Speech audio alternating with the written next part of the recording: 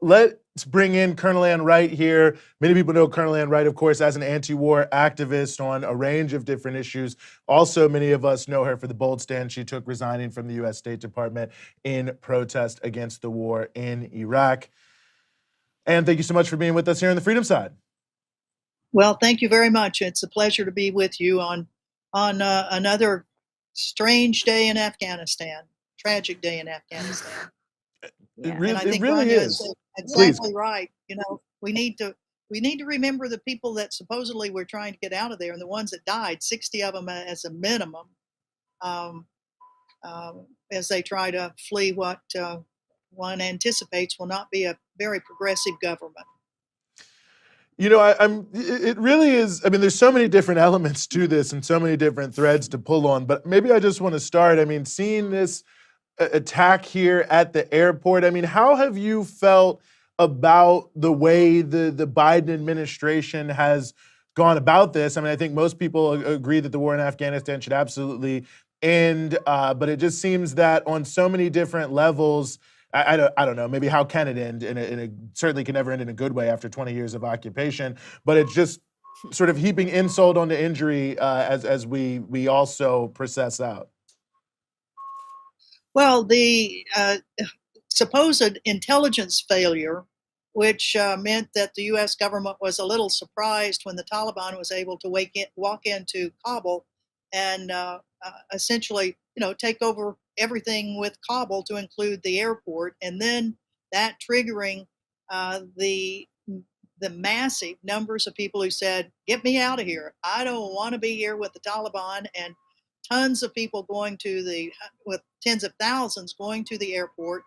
The lack of real processing that first did not occur under the Trump administration after the deal was signed with the Taliban, and then under the 8 months of the Biden administration, so little processing done of the men and women that had worked for the U.S. government, who we had said, yes, we'll try to get you out of there. I myself have been involved in an evacuation of a U.S. embassy before. 25 years ago in 1997, I was the acting ambassador in Sierra Leone when, because of a violent coup against the elected government, we needed to evacuate the international community. And it was chaotic. Thousands, not tens or hundreds of thousands of Sierra Leoneans wanted to go, but plenty that came to the hotel where we were staging the evacuation, which meant that helicopters from a big Navy ship were flying in and then taking people out to the ship and trying to determine who should go, who were American citizens, who were international workers, who were this, that, and the other thing.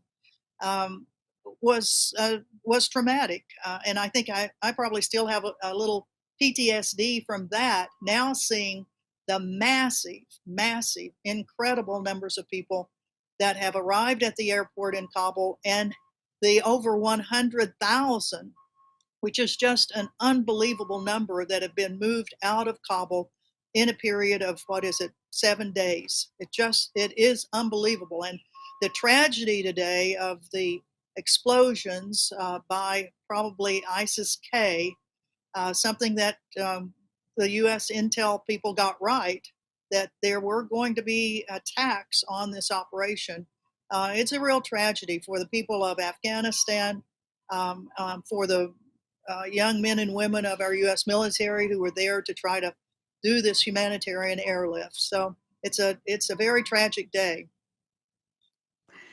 It is a very tragic day indeed. But I am curious, and we had spoken a few weeks ago about, obviously, before the Taliban had retaken Kabul, about concerns about what that might look like.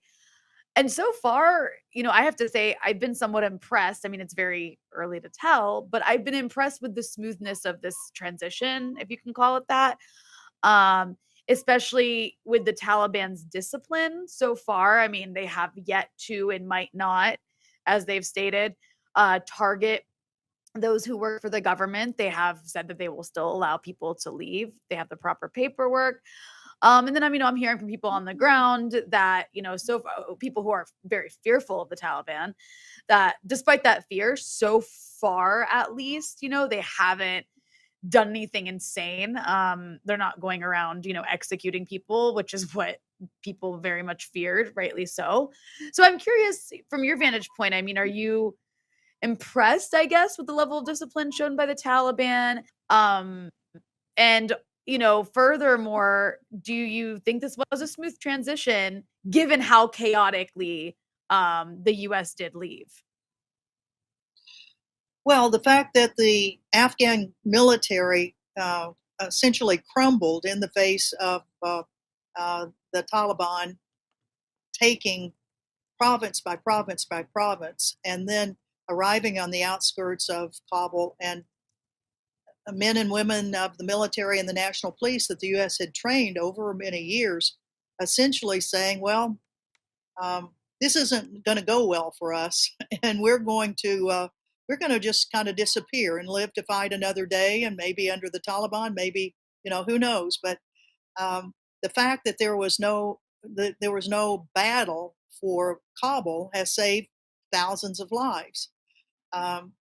It's yet to be seen whether or not the warlords, the militias, uh, of many of the people that were in the former government. I mean, the government was filled with warlords who, over decades, had been raping, pillaging, and plundering the country.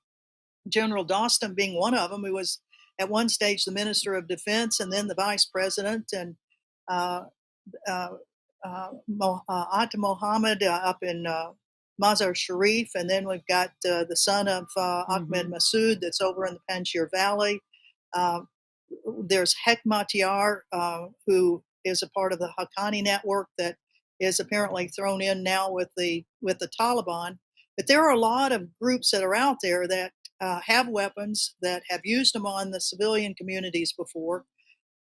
Right now, I think we're all kind of shocked that the Taliban has, in its own words, has matured, that they are not quite the same group that they were 20 years ago in 1996 to 2001 when they were in charge, that they have a little more enlightened approach to the civilian society, although that's yet to be seen because, as you mentioned, there are incidents that we're hearing about where there have been some executions.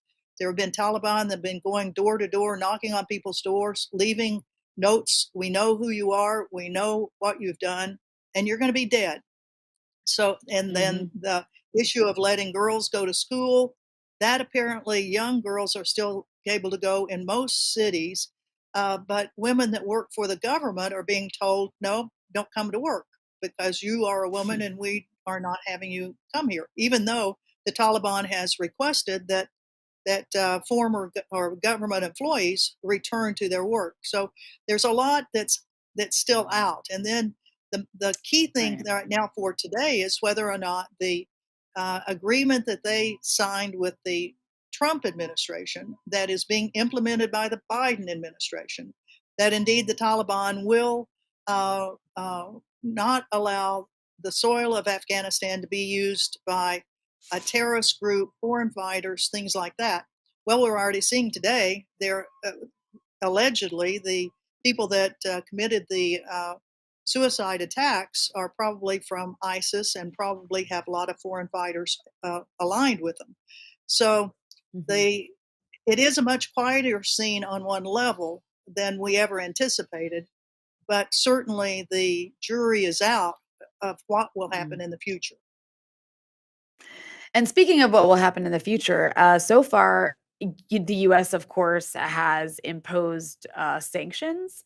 On this new government, it's frozen the Afghan National Treasury funds, which could have a terrible snowballing effect on the economy in a already pretty situation.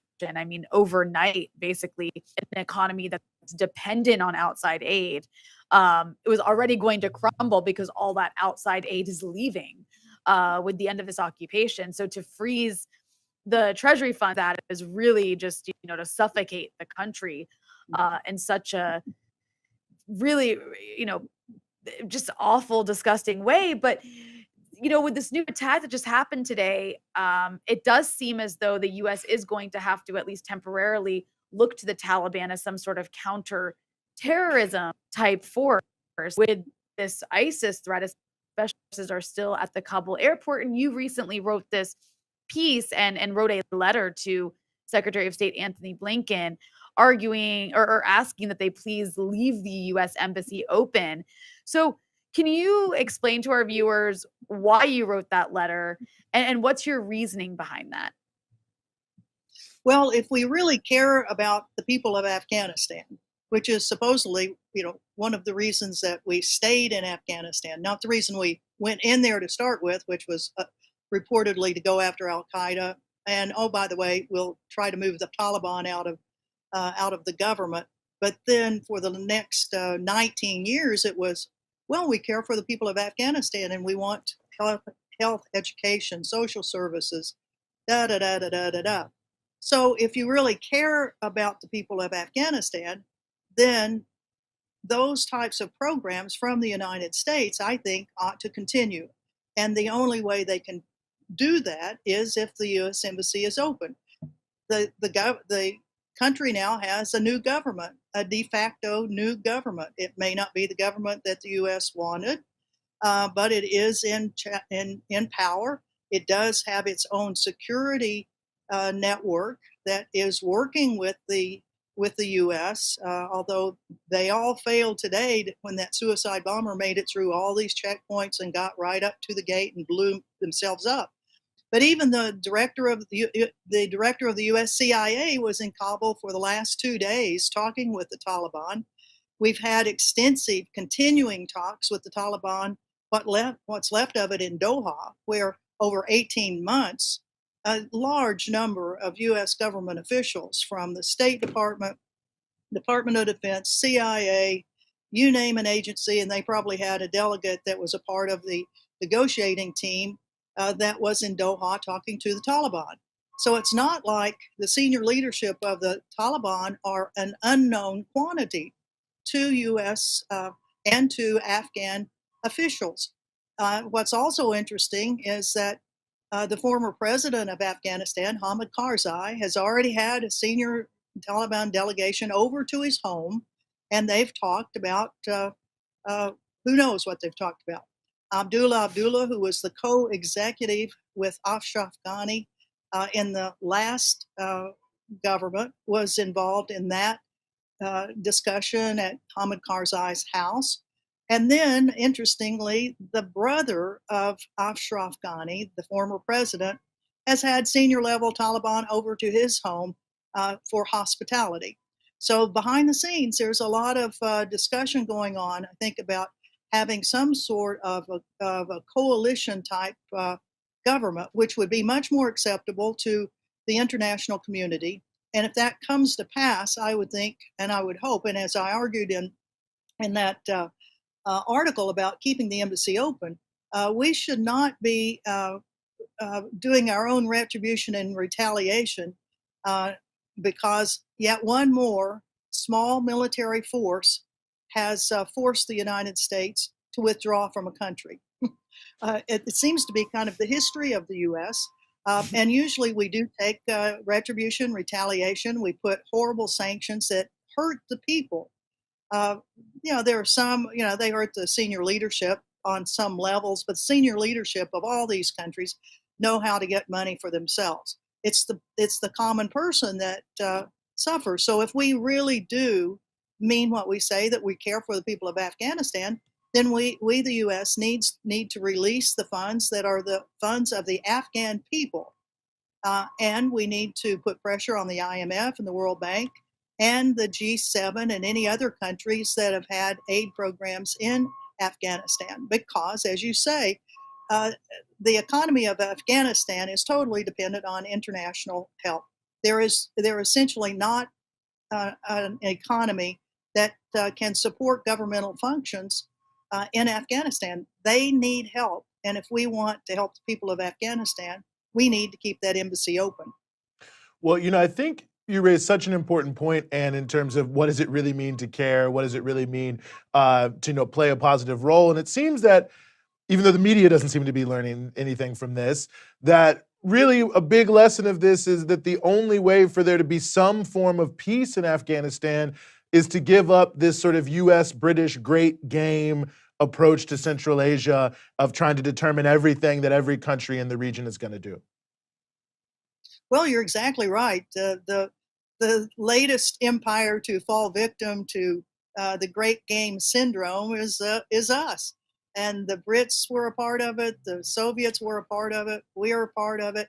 One would hope that we learn our lesson, but we've certainly, if we know our own history, we know that successive administrations will ignore lessons learned.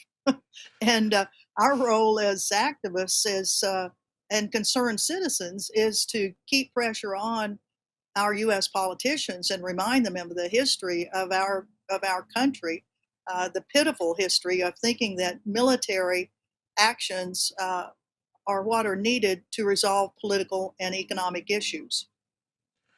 Well, and since I brought it up, I'm just curious your thoughts about how the media has been treating this issue. I mean, I don't know why I'm surprised, but I guess I have been a little surprised at how many of the people who got us into this mess have been resurrected as the people we should be listening to about what's happening now. Oh, isn't that the truth? You would think that the media would have a little more sense than calling on the warmongers that got us into this mess. I mean, there's a whole raft of us that were protesting at various levels on all of these wars, and we were right. But who do they bring on? They bring on the people that were wrong. But it's it's the fallacy of our own commercial media, because those people still have great influence. They still have great influence in the Washington arena. They're all members of think tanks. You would think think tanks would kick all these people that are wrong out. Like, we don't want to hear you anymore. You were wrong. But no, they just keep paying them. And then the big military contracts that go out with all of this stuff, these guys and gals have benefited from them, and the big corporations know who they are and know that they can be bent to say virtually anything that the big corporations need to have said in order to sell more weapons to both the U.S. and to other countries. Mm-hmm. It is really, I was just going to say, it is also just incredible to see this debate happening again. We need to go. You get the sense from the media that they really feel like we need to go back into Afghanistan and save Afghans, as if we weren't there for 20 years destroying the country. Like, you had 20 years of an American occupation that didn't save Afghans. Why would that suddenly change now? And it got me thinking. Go ahead, Ann. Go ahead. Well, don't you know what's going on in Fox News? Holy crap. They are probably demanding that we put a nuclear bomb right on the airport in Kabul and get rid of everybody. We don't care who was there, but let's go after whoever killed U.S. servicemen and women.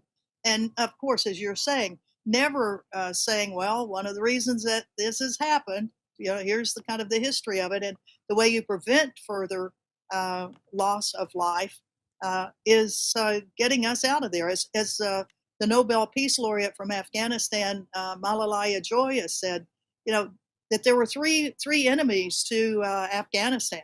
One was the Taliban, one was the government of Afghanistan's military forces, and the other was the U.S. Well, 2 out of 3 of them should be out of there by the end of the week.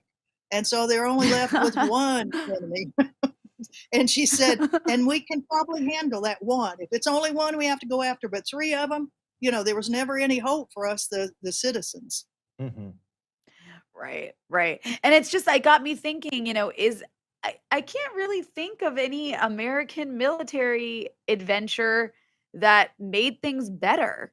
And that's left out of this conversation, of course. Like, just going through the last 30 years, it's really a struggle. It's one failure. I mean, depending on what you call a failure, obviously people made bank. But I mean, in terms of, if you're judging by where people helped, every country the U.S. military has gone into has ended up worse off afterwards. So the fact that we're even hearing this lie repeated over and over again, as if the US military can act as some force for good, is just astonishing after all this, especially after all the devastation that's been done in the last 20 years with the war on terror. Well, indeed, the war on terror has been a terrible terror war to the people of all of the Middle East. I mean, what the U.S. has done in the name of terror, which is terrorize various countries and overthrow their governments, and the level of human rights violations that the United States has done, still keeping Guantanamo open. Here it is 20 years later and 39 people still there. The numbers of people in, all over the world that were put into dark sites, and the curtailment of civil liberties here in the United States under the Patriot Act. I mean, it's been a horrible, horrible period in the life of the United States, which has wreaked havoc on the lives of so many people around the world. Mm-hmm. Well, Colonel Ann Wright, as always, really appreciate you joining us, giving us some of your thoughts here, giving us some of your time on the freedom side. Well, thank you. And if you want to help support keeping the U.S. Embassy open in Afghanistan, we do have a petition up under Code Pink Women for Peace, and it links to my article and my letter to Secretary of State Blinken. And in a period of 24 hours, I think we have about 3,000 signatures. So we could use more. And every day I'll be sending that number to the State Department to say, someone of you all, get that on Blinken's desk, please. Right on. No, I appreciate you as always, Ann. Thank you. Thanks, Eugene and Grania. Thank you.